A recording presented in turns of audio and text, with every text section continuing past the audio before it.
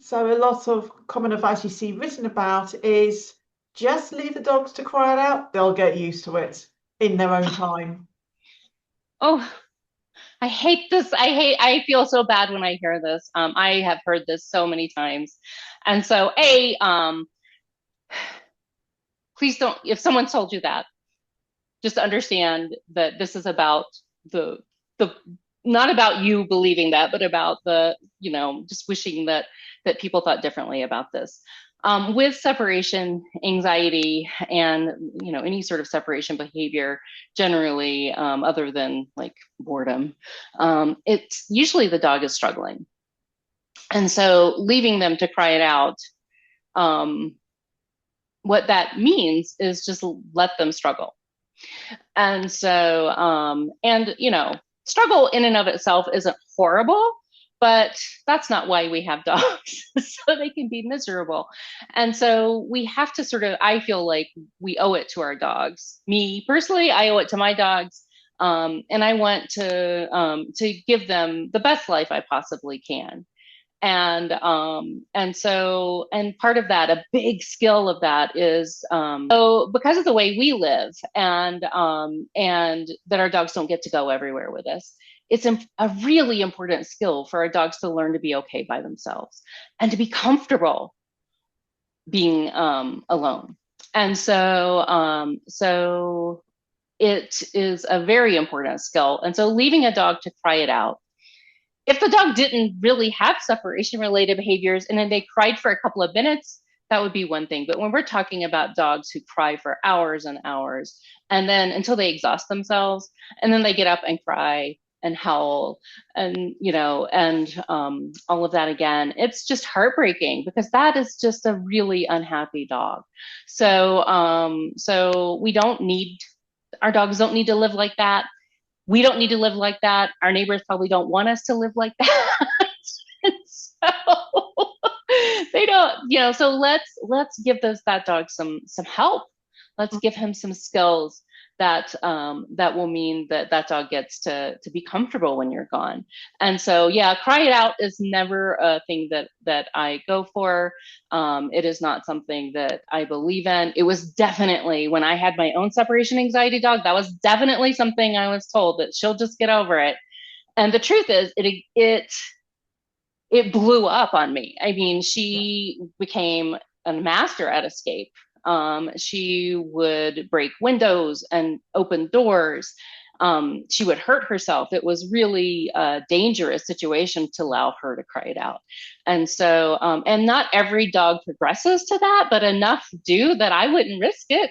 I want to get in there when I'm first noticing those signs of discomfort, get in there and address them as quickly as possible. That's what I learned. I like to share the benefit of my hard won lesson with my separation anxiety dog, is that we just don't let that keep going, because that's it's not good for the health of the dog. It's not good for your health.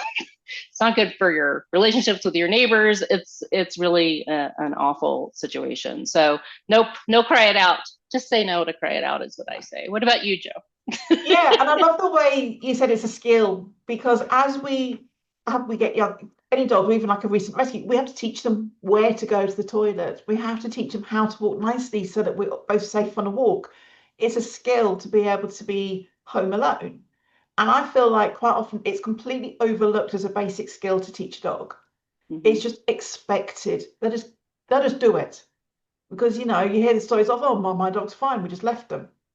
And so it is a really important life skill that gets forgotten about. And I think if a dog is that distressed that it's crying and crying and crying, it's not learning to trust you. It's saying, I'm absolutely freaking out, and yet you're my main caregiver and you can't be bothered to come to me. You can't, you're not helping me. And the dogs that have a more secure attachment, in secure attachment theory, has been very well researched, is actually they're the dogs that are more resilient. But if they Mm-hmm. can't trust you, then they're not going to want you to go, because if something happens, where are you? And on a hormonal level, it's really dangerous because just think it's all those really nasty brain altering hormones that are Mm-hmm. lodging in their bodies. And quite often for younger dogs, under 2 years, the puppies and the adolescents, which really do show up on separation anxiety more commonly, is Right. they're developing with these really toxic hormones, and that's how their brains are going to be wired for like the rest of their adult lives. And it's not something we want to be able to live with. So it's a real skill. I was told the same thing, just leave it to cry it out. And then you say, you hear, but don't go into them when they're making a noise because you're rewarding the barking. And yet that it couldn't be further from the truth, because actually what you're doing is you're reassuring a very distressed animal. It's very different from an attention bark, where a dog barks at you, maybe looks at the ball, looks at you, bark, bark, and then you go and get the ball. They've trained you to go and get the ball. But in the context of being alone and the difference, the body language, I know, we'll touch on that later, but the body language, it is continued. And I used to be sat at the top of my stairs crying myself for about 2 hours because my dog didn't stop. And I was told, don't go back to her till she's quiet. Oh, And she wasn't quiet for literally three I seconds. know. Just as I started going down the stairs, she'd start up again. I'm like, what do I do? And I was so distressed. And it was unhealthy for me.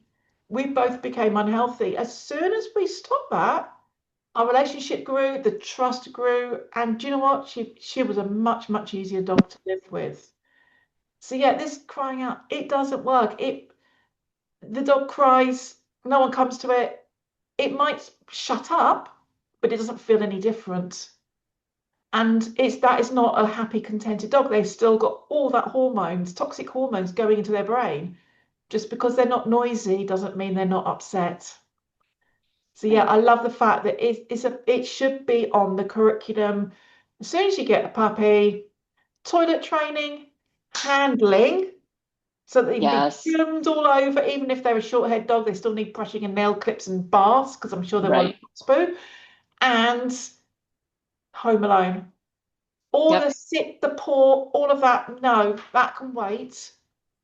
It's building that trust.